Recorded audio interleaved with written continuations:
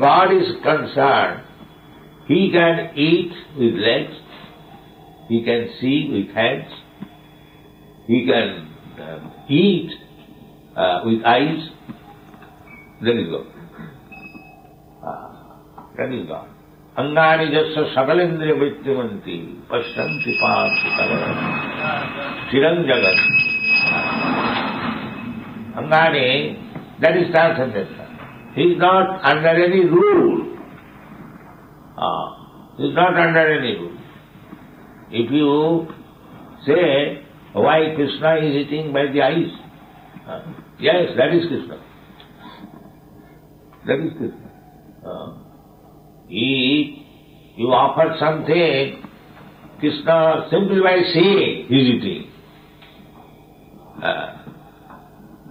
That is Krishna. And again, if you say, if he is eating, why the plate is full? That is Krishna. Purnasya purnamadaya purnameva vasishyate. Krishna is not a hungry man like me. That if you give me something, I will eat everything. Finish. No. Krishna can take the whole plate, still it will remain. The whole plate. For giving prasad. So try to understand Krishna in this way.